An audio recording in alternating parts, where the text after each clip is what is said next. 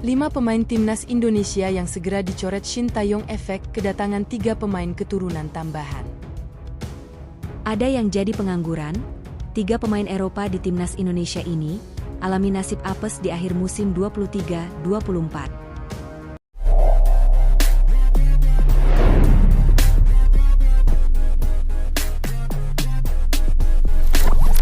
5 pemain timnas Indonesia yang segera dicoret Shin Tae-yong efek kedatangan 3 pemain keturunan tambahan. PSSI sedang mengebut agar Jens Raven, Kelvin Verdong dan Martin Paes dapat bermain saat timnas Indonesia menghadapi Irak, 6 Juni 2024, dan Filipina, 11 Juni 2024, di 2 laga pamungkas Grup F kualifikasi Piala Dunia 2026 zona. Kelvin Verdong dan Jens Raven masih dalam proses naturalisasi menjadi warga negara Indonesia, WNI. Sementara Martin Paes masih harus menunggu sidang di Pengadilan Arbitrase Olahraga, CAS, untuk memastikan apakah dirinya dapat memperkuat timnas Indonesia atau tidak. Jika 3 nama di atas bergabung, ditambah lagi Elkan Bagot, Jordi Amat dan Shane Patinama yang diprediksi kembali masuk skuad, Shin Tae-yong mau tak mau harus mencoret 5 pemain yang sebelumnya ia panggil untuk laga melawan Vietnam pada Maret 2024. Lantas, siapa saja pemain yang dimaksud? 5. Muhammad Riyandi. Posisi Muhammad Riyandi dari daftar 3 kiper timnas Indonesia terancam seiring kehadiran Martin Paes. Kiper Persis Solo ini diprediksi kalah saing dengan Martin Paes, Hernando Ari dan Muhammad Adi Satrio. 4. Edo Febriansa. Kembalinya Shane Patinama ke skuad timnas Indonesia membuat Edo Febriansah berpotensi terpental dari skuad timnas Indonesia. Kemudian pertanyaan muncul, bukannya nama Edo selalu masuk skuad timnas Indonesia sekalipun ada Shane Patinama dan Pratama Arhan selaku pesaingnya di posisi wingback kiri? Benar, dalam beberapa bulan terakhir nama Edo selalu masuk, tapi tidak dengan sekarang. Ia mendapatkan pesaing tambahan atas nama Kelvin Verdong. 3. Arkan Fikri. Dari 3 pemain keturunan tambahan yakni Jens Raven, Kelvin Verdong dan Martin Paes, tak ada satu pemain yang memiliki posisi asli sebagai gelandang, area yang biasa ditempati Arkan Fikri.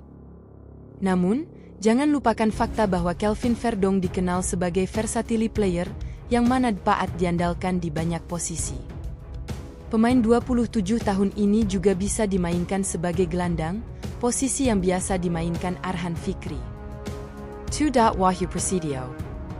Wahyu Prasetyo semakin sulit mendapatkan tempat di timnas Indonesia. Sebab, pada Juni 2024, Jordi Amat dan Elkan Bagot bakal kembali menghiasi skuad timnas Indonesia. Jordi Amat dan Elkan Bagot sempat absen karena cedera ketika timnas Indonesia 2 kali menang atas Vietnam di kualifikasi Piala Dunia 2026 zona Asia pada Maret 2024. Satu lagi, Wahyu Prasetyo pun diprediksi kalah saing dengan Muhammad Ferrari yang tampil gemilang bersama timnas Indonesia U23 di Piala Asia U23 2024. 1. Dimas Drajat. Nama terakhir ada Dimas Drajat. Dalam 1 tahun terakhir atau semenjak Rafael Struwijk bergabung, Dimas Drajat kesulitan menjadi penyerang andalan Shin Tae-yong di timnas Indonesia. Kondisi Dimas Drajat semakin terjepit ketika PSSI segera merampungkan proses naturalisasi Jens Raven. Di saat bersamaan, Rafael Struwijk mulai menemukan permainan terbaiknya bersama timnas Indonesia, serta Ramadan Sananta dan Hoki Caraka mulai berkembang bersama skuad Garuda.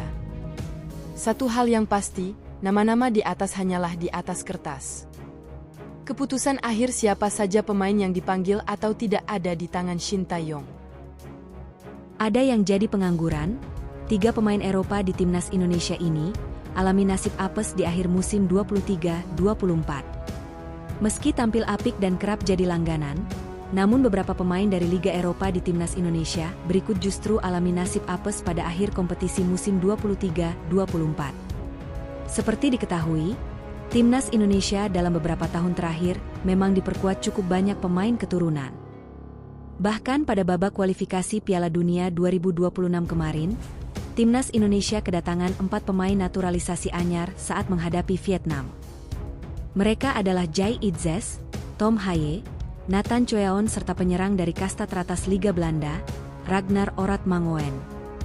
Berkat kehadiran para pemain keturunan tersebut, timnas Indonesia pun berhasil tampil apik dan menang beruntun kontra skuad Golden Star.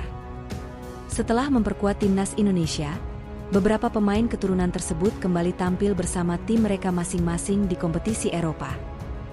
Hingga berakhirnya musim 23-24, ada sejumlah pemain keturunan milik timnas Indonesia yang torehkan catatan apik. Seperti Jai Itzes, bek kelahiran Mierlo, Belanda tersebut berpotensi besar membawa Venezia FC promosi ke kasta teratas Liga Italia musim depan. Namun berbeda dengan Jai Itzes, para pemain naturalisasi dan lokal timnas Indonesia di Liga Eropa berikut malah alami nasib apes pada akhir kompetisi. Shane Patinama, degradasi. Nama pertama adalah Shane Patinama. Pemain berusia 25 tahun ini merupakan rekrutan anyar KAS Eupen di kasta teratas Liga Belgia. Didatangkan pada bursa transfer musim dingin lalu, Shane Patinama kesulitan mendapat menit bermain reguler lantaran alami cedera parah. Barulah di pekan-pekan terakhir kompetisi, Shane Patinama berhasil pulih dan langsung jadi starter di lini pertahanan KAS Eupen. Akan tetapi, kehadiran Shane Patinama belum bisa membantu KAS Eupen terhindar dari degradasi. Meski berhasil menang di pertandingan terakhir, namun KAS Eupen dipastikan turun ke kasta kedua Liga Belanda setelah finish di dasar klasemen relegation playoffs. Tom Haye habis kontrak. Berikutnya adalah Tom Haye. Gelandang andalan timnas Indonesia ini adalah salah satu pilar penting buat tim SC Heerenveen di kasta teratas Liga Belanda. Sepanjang musim ini, pemain 29 tahun tersebut sudah tampil sebanyak 33 pertandingan dengan torehan 4 gol, serta 4 assist di semua ajang. Tom Haye pun berhasil membawa SC Heerenveen bertahan di Eredivisie setelah finish di urutan 10 klasemen. Meski bertahan di kasta teratas Liga Belanda dan jadi tumpuan klub, akan tetapi Tom Haye bakal berstatus pengangguran akhir musim nanti. Pasalnya, kontrak pemain asal kelahiran Amsterdam tersebut tak diperpanjang manajemen, sehingga Tom Haye bakal bebas transfer musim panas nanti. Marcelino Ferdinand habis kontrak. Terakhir adalah Marcelino Ferdinand, pemain 19 tahun tersebut kemungkinan besar bakal mengakhiri perjalanannya bersama klub Belgia, KMSK Deinze akhir musim nanti. Pasalnya, Marcelino Ferdinand dikontrak KMSK Deinze hingga akhir kompetisi 23-24, atau pada bulan Juni 2024 mendatang. Sampai saat ini, belum ada tanda-tanda manajemen klub bakal memperpanjang masa bakti ex Persebaya Surabaya tersebut. Marcelino Ferdinand sendiri meski jadi tumpuan di timnas Indonesia, namun dirinya sangat kesulitan menembus skuad utama KMSK Deinze. Total sepanjang musim 23-24, dirinya hanya bisa tampil 3 kali dengan torehan waktu bermain selama 17 menit. Berkaca dari kondisi tersebut, tak heran jika Marcelino Ferdinand berpotensi besar angkat kaki dari KMSK Deinze saat kontraknya berakhir.